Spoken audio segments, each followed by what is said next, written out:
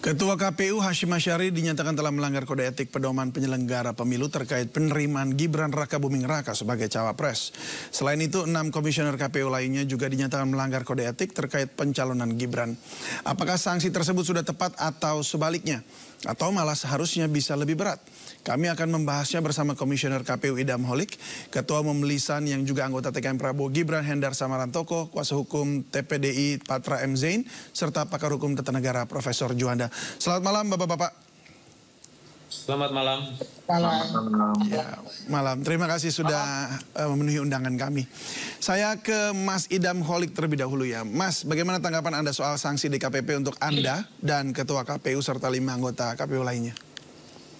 Sesuai dengan Undang-Undang Pemilu, tentunya kami harus menghormati putusan DKPP karena memang itu adalah kewenangan DKPP yang diberikan oleh Undang-Undang Pemilu dan bahkan berdasarkan pasal 458 ayat 14, KPU sebagai penyelenggara pemilu harus melaksanakan putusan tersebut.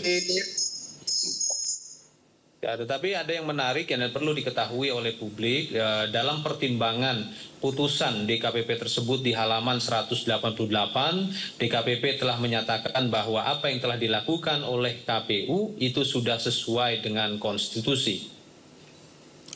Jadi maksud Anda apa yang dilakukan oleh KPU itu tidak menyalahi prosedur begitu?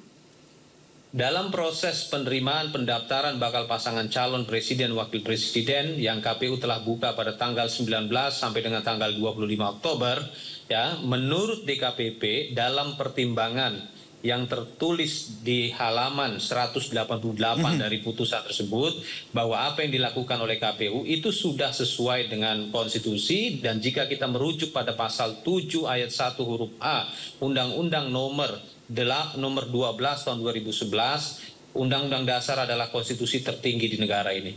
Dengan kata lain, DKPP tidak konsisten begitu ya? Kami tidak berkata demikian, tapi yang jelas publik akan menilai dari materi putusan tersebut.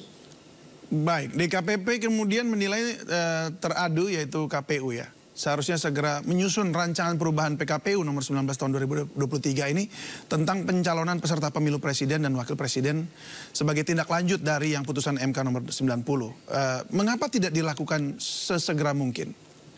Merujuk pada penjelasan pasal 10 ayat 1 Undang-Undang nomor 8 tahun 2011, putusan Mahkamah Konstitusi itu bersifat erga omnes, yaitu berlaku sejak dibacakan, dan KPU pasca putusan Mahkamah Konstitusi dibacakan tersebut, KPU segera berkomunikasi dan bersurat resmi kepada Komisi 2 DPR RI, dan kita ketahui pada waktu itu DPR RI sedang masa reses. Dan berkenaan dengan pelaksanaan kapan reses diselenggarakan, tentunya ini merupakan kewenangan penuh dari DPR RI, kan itu adalah kewenangan diberikan oleh undang-undang kepada DPR. Yang jelas ketentuan pasal 75 ayat 4 Undang-Undang nomor 7 tahun 2017 telah KPU laksanakan sebagaimana mestinya.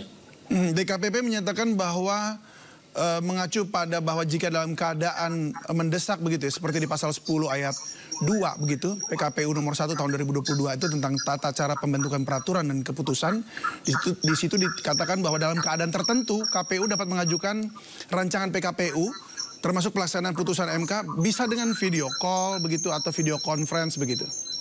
Kami sudah berkomunikasi dan kami sudah melayangkan surat secara resmi kepada Komisi 2 DPR RI, dan sekali lagi berkenaan dengan kapan RDP atau rapat dengar pendapat atau dalam hal ini rapat konsultasi diselenggarakan, itu sepenuhnya adalah kewenangan DPR RI dan pemerintah, karena memang undang-undang menegaskan demikian.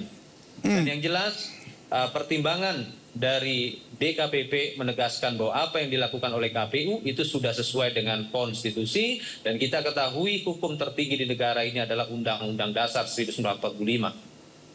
Oke, baik. Jadi memang pada saat itu mungkin Anda boleh sedikit kasih gambaran ketika reses itu memang kemudian DPR sama sekali tidak merespon begitu ya? Kami sudah bersurat. Ya, baik. Jadi artinya mereka yang tidak merespon begitu ya? Ya, yang jelas rapat dengar pendapat itu baru diadakan pada akhir Oktober 2023, dan kalau kita bicara tentang prasa yang terdapat di dalam putusan Mahkamah Konstitusi nomor 90/PU/21 Romawi/2023, pada dasarnya itu itu sudah diatur di dalam undang-undang pemilu. Misalnya apabila ada kepala daerah ataupun wakil kepala daerah yang mencalonkan diri menjadi calon presiden ataupun calon wakil presiden, maka itu meminta izin kepada presiden. Sebenarnya hal itu sudah diatur. Kalau bicara membaca putusan Mahkamah Konstitusi, tapi tentunya pada hari ini sesuai dengan ketentuan pasal 458 ayat 14 Undang-Undang Nomor 7 Tahun 2017, sebagai penyelenggara pemilu KPU akan melaksanakan putusan tersebut. Baik, saya ke Bang Patrazen, ini pengacara pengadu ya. Bang, apa tanggapan Anda tentang apa yang disampaikan barusan oleh Mas Idam Holik? Yang disampaikan oleh Mas Idam itu persis jawaban waktu sidang. Dan sudah terbantah semua. Ya, yang dilanggar oleh KPU itu bukan hanya satu pasal. Ya, tapi 3 pasal. Dinyatakan dalam putusan halaman 190, KPU telah melanggar pasal 11 huruf A dan huruf E.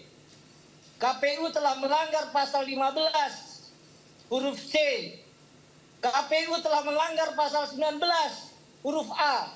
Apa yang dilanggar? Peraturan DKPP nomor 2 tahun 2017 tentang kode etik dan pedoman. Ya. Jadi sudah disimpulkan oleh DKPP bahwa yang pertama, KPU tidak bertindak sesuai dengan apa yang diperintahkan oleh peraturan perundang-undangan. Kedua, KPU tidak mentaati prosedur yang ditetapkan oleh undang-undang.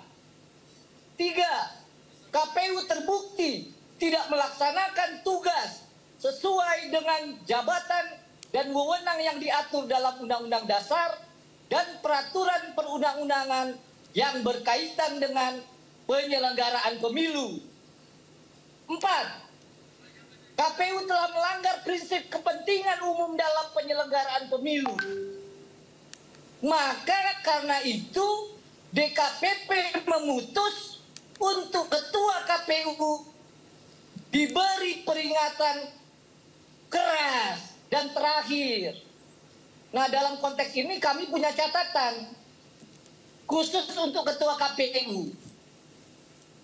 Pada tanggal 3 April 2023, yang bersangkutan sudah juga diberi peringatan keras terakhir. Diberi sanksi melanggar kode etik. Terkait apa? Terkait dengan melakukan pertemuan dan perjalanan dengan saudara Hasnaini. Sementara yang bersangkutan adalah Ketua Umum Partai Republik I yang sedang mengikuti proses pendaftaran. Lalu saya tadi sore dapat masukan lagi.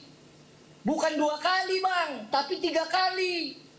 Sudah diberi peringatan keras terakhir. Kaitannya dengan apa? Kaitannya dengan perwakilan perempuan. Jadi sudah 3 kali diberi sanksi. Baik. Masa sanksi terakhir 3 kali? Nah, Baik. oleh karena itu, pada prinsipnya sudah terbukti melanggar etis. Baik. Melanggar etika. Ya. Baik. Jadi kalau memang gentleman, ketua KPU-nya mengundurkan diri, apa masyarakat mau Ya. Baik, saya kembali ke pemilu ini diselenggarakan ya dengan orang-orang yang melanggar etika? Mau nggak? Baik, Bang Patra, Jadi, sebentar. apa yang disampaikan oleh Ya, sebentar. Kita kembali dulu ke Mas Idam tadi, Holik. itu persis yang disampaikan dalam pembelaan. Baik. Dan terbukti oleh ahli dibantah. Baik, Bang Patra, sebentar kita ke Mas Idam Holik. Gimana tanggapan Anda mengenai hal tersebut? Ada 3 pelanggaran, kemudian ada juga sudah terjadi 3 kali peringatan. Ya, yang jelas menurut saya ya saat ini kami sedang fokus mempersiapkan tahapan, dan hari ini pembahasan kita berkaitan dengan putusan DKPP yang dibacakan tadi pagi. Baik. Itu aja. Tema yang diberikan kepada kami membahas putusan DKPP dan kami memberikan penjelasan dan apa yang kami berikan itu tidak keluar dari apa yang dituliskan dalam putusan DKPP tersebut. Baik. Tadi Bung Patra juga mengatakan bahwa dari DKPP sendiri telah menyatakan bahwa Anda kemudian KPU itu betul-betul bersalah begitu. Ini tampaknya yang jelas kami sebagai penyelenggara pemilu, kami tegaskan apa yang termaktub di dalam Undang-Undang Pemilu khususnya pasal 458, pertama berkaitan dengan kewenangan DKPP, kami harus hormati. Karena itu adalah kewenangan atributif DKPP. Baik. Itu yang perlu kami tegaskan. Baik, saya ke Prof. Juanda. Prof, ini menggunakan dalilnya berbeda. Ada yang Undang-Undang 458 tadi, kemudian yang DKPP menggunakan nomor 9, peraturan PKPU juga tentang pencalonan peserta pemilu. Ini yang mana yang kita harus lihat ini? Ya, sekira begini ya, dalam konteks ini kita harus melihat sistemik dan komprehensif sebuah peraturan perundang-undangan. Tidak boleh hanya satu atau parsial. Dilihat dari hierarkis dari peraturan perundang-undangan. Saya kira setiap sarjana hukum, apalagi ahli hukum tata negara, paham itu.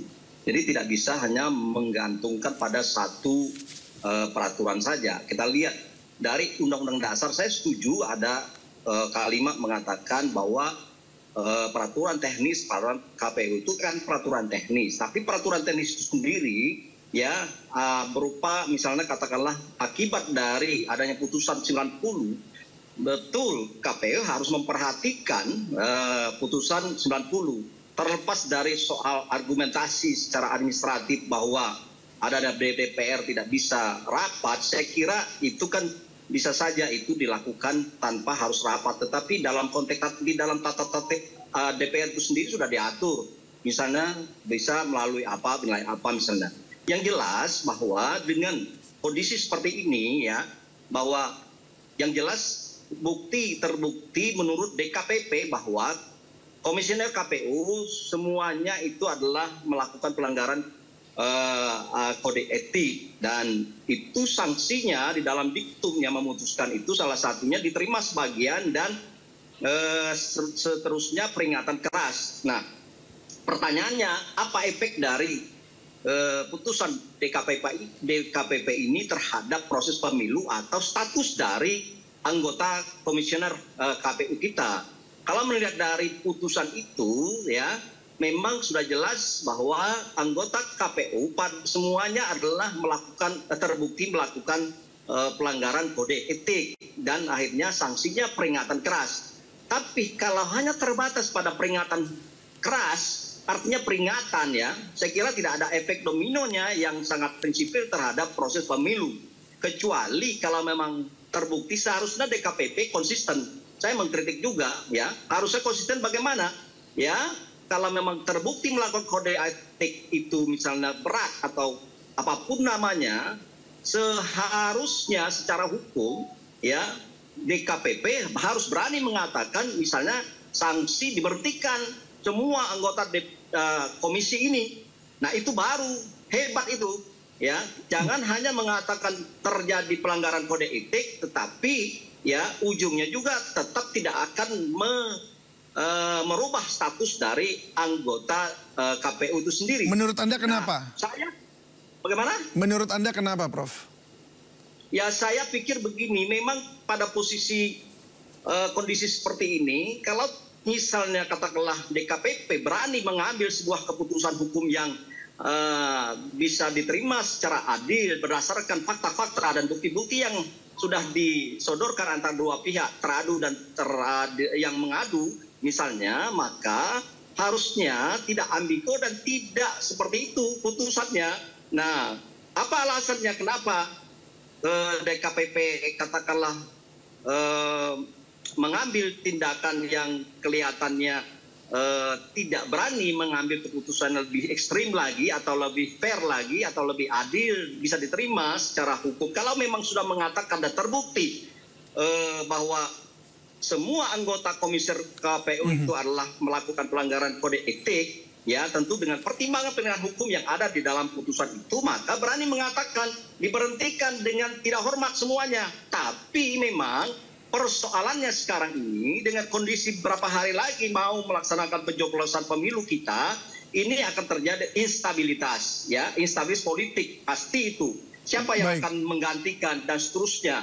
Nah, ini mungkin pertimbangan DKPP. Seharusnya DKPP cepat mengambil tindakan putusan seperti ini. Makanya apapun putusan ini saya kira ya memang benar. Ada secara etik, secara moral, ada pelanggaran yang dilakukan oleh penyelenggara pemilu, yaitu pemerintah. Tetapi tidak akan berdampak apapun kalau putusan seperti ini. Baik, Prof. Saya ke Pak Hendarsam Marantoko. Pak, apa tanggapan Pak Prabowo dan Mas Gibran terkait putusan DKPP? Ya, sebenarnya satu ya, bahwa satu ini kan asalnya itu kan dari putusan MK nomor 90 ya, yang tadi sudah dijelaskan bahwa ini merupakan sifatnya adalah erga omnes dan harus dijalankan. Dan itu kan juga sudah diuji lagi ya, diuji lagi tentang konstitusionalnya nilai-nilai dalam putusan tersebut. Itu sudah ditegaskan juga melalui putusan MK nomor 141 tahun 2023. Jadi artinya memang KPU pada saat putusan nomor 90 itu terbit dan sudah diputuskan, memang harus segera menjalankan putusan tersebut, ya kan? Yaitu dengan konsultasi dengan pemerintah dan DPR RI ya. Kalau terkait dengan masalah teknis ya, sedang reses dan lain sebagainya, kami tidak mau masuk ke dalam sana. Karena apa? Menurut kami ini adalah problem atau urusan KPU dengan pengadu, gitu loh. Jadi nggak ada kaitan dengan kita, ya. Habis itu juga yang kedua yang menjadi catatan kita, ya kita apresiasi kalau pengadu kemudian melakukan aduan kepada DKPP. Tinggal dilihat motifnya adalah untuk mengkoreksi kinerja KPU atau motif politik, kan seperti itu. Sepanjang saya ketahui ya, ini motifnya ya mengkoreksi ya. Kalau dari statement dari Bung Patra tadi ini kan mengkoreksi kinerja KPU, nggak ada masalah kalau tentang masalah itu. Nah, habis itu juga berikutnya juga kan kalau kaitannya dengan paslon 02 ya kan. Itu Bawaslu juga, DKPP juga sudah menyatakan yang pertama ya kan, ini nggak ada kaitan dengan masalah pencalonan dan lain sebagainya. Bawaslu juga sudah menegaskan hal tersebut. Putusan DKPP itu adalah masalah pribadi dan tidak mempengaruhi putusan dari lembaganya. Ya, jadi ini berarti masalah teknis yang sudah diamanatkan ya oleh putusan nomor 90 itu harus dijalankan. Nah, teknis dan administrasinya ini yang dikritisi dan mencoba dikoreksi oleh teman-teman pengadu untuk melihat apakah sudah benar atau tidak. Tapi secara prinsip dan material itu tidak boleh merugikan pihak lain. Makanya saya kasih analogi, kalau kita orang yang mau daftar sekolah, seperti itu sudah lengkap semua persyaratannya, sudah diterima, dan kemudian panitianya yang ternyata lalai, ya. Kemudian tapi dia tetap bisa masuk di sana, tapi diketahui kemudian hari ternyata prosesnya itu tidak berjalan, ada lalai atau kelalaian dalam administrasi, ya jangan pesertanya yang disalahkan. Kita harus memisahkan ini dulu ya. Jadi jangan, ini kan seperti minyak dengan air ya. Jadi masalah hukum dan masalah politik. Ya masalah hukum ya masalah hukum, ya jadi ya masalah politik ya lain lagi. Ya kalau kita sekarang kan kita konteksnya bicara masalah hukum. Jadi ini urusan antara KPU dengan pengadu, semua punya argumentasi masing-masing dan sudah ditetapkan dan diputuskan oleh DKPP seperti itu, ya monggo. Kita nggak ada masalah tentang masalah itu. Ya so must go on. Baik kalau begitu. Bapak-bapak, kita akan lanjutkan dialog kita usai jeda berikut ini. Jadi Sindo Prime akan kembali usai pariwara. Tetaplah bersama kami pemirsa.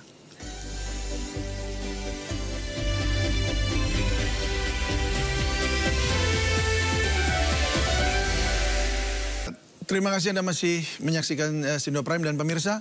Kita akan masih berbincang-bincang dengan pengacara pengadu Patra Zen. Kemudian juga dengan jubir dari TKN Hendarsam Marantoko serta pengamat hukum tata negara Profesor Juanda. Sementara tadi Komisioner KPU Idam Holik telah izin duluan karena ada acara.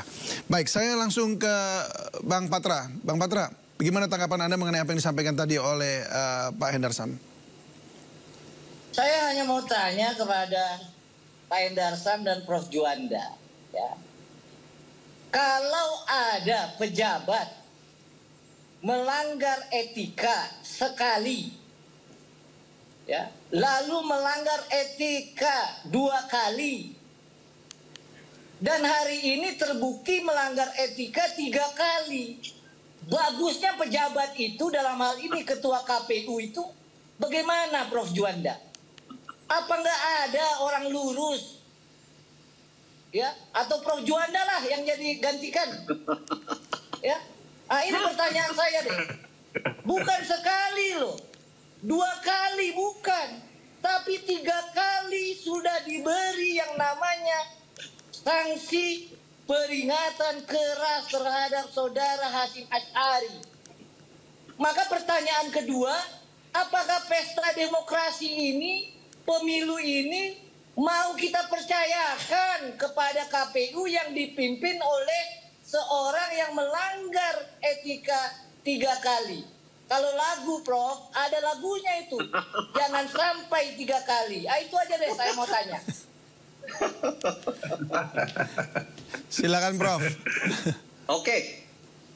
Jadi terlepas dari pertanyaan itu, sesuai dengan ilmu yang saya kan juga ngajar di samping untuk tata negara, saya ngajar filsafat hukum. Ya, pertanyaannya ya perlu kita sama-sama jawab. Apabila misalnya antara norma hukum dengan etika itu sebenarnya sama dengan moral.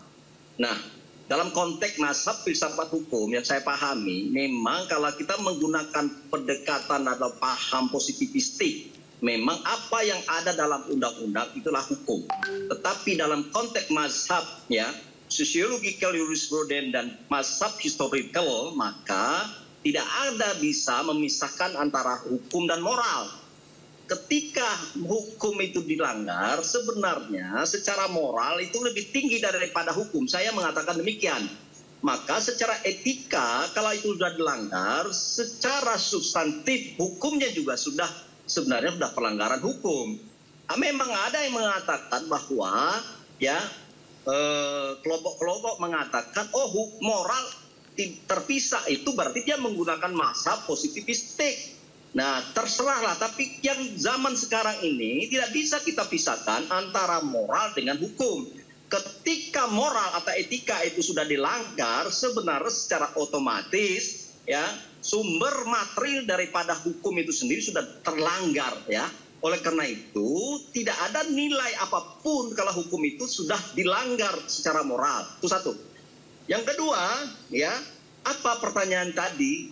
Ya, walaupun itu bukan pertanyaannya host ya, pertanyaan dari Bang Zen. Ya, bagus sekali sih. Saya bisa menjawab bahwa kalau 1, 2, jangankan 1 atau 3, ya, maksud saya, ketika orang itu berkali-kali, maka saya pikir sebenarnya kuncinya ada di putusan DKPP.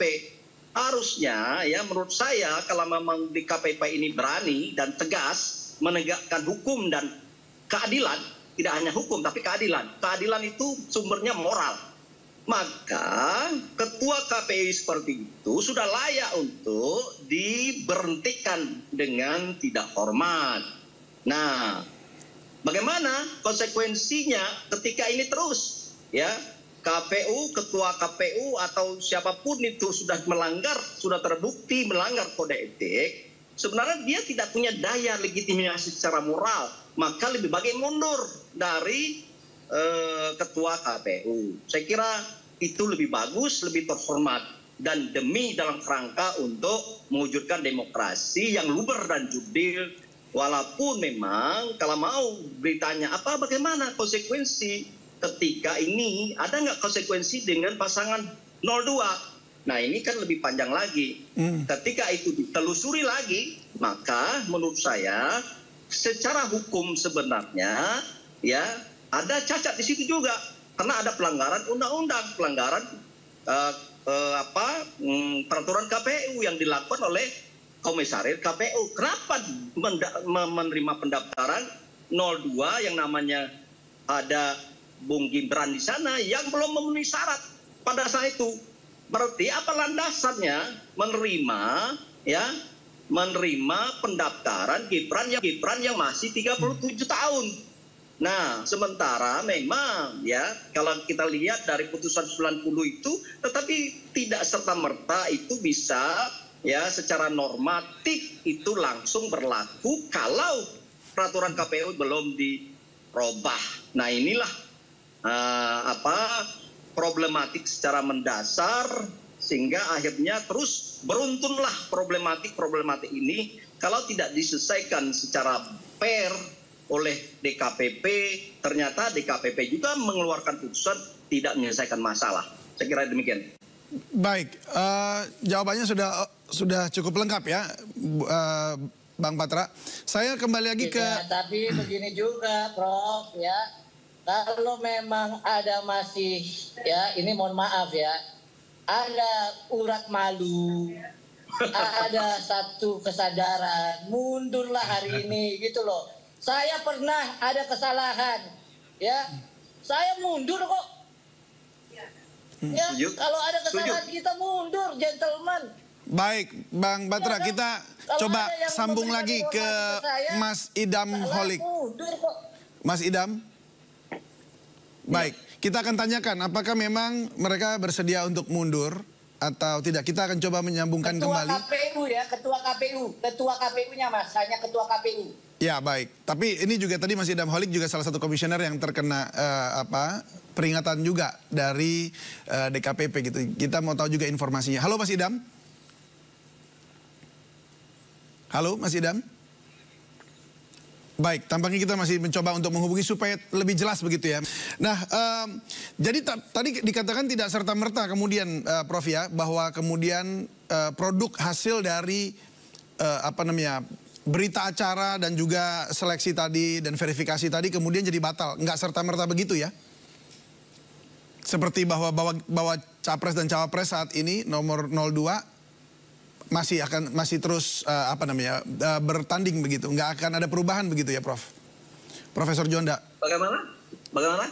Jadi tidak serta merta bahwa kemudian ketika divonis atau diputuskan dinyatakan bahwa KPU bersalah, ya melanggar kode etik itu tidak serta merta membatalkan kontestan nomor 02 ya?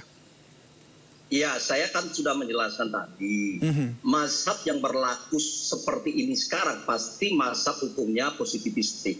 Artinya apa yang diatur oleh undang-undang, karena tidak bicara soal pelanggaran undang-undang atau peraturan KPU, itu kekeliruan atau kelemahan dari putusan DKPP.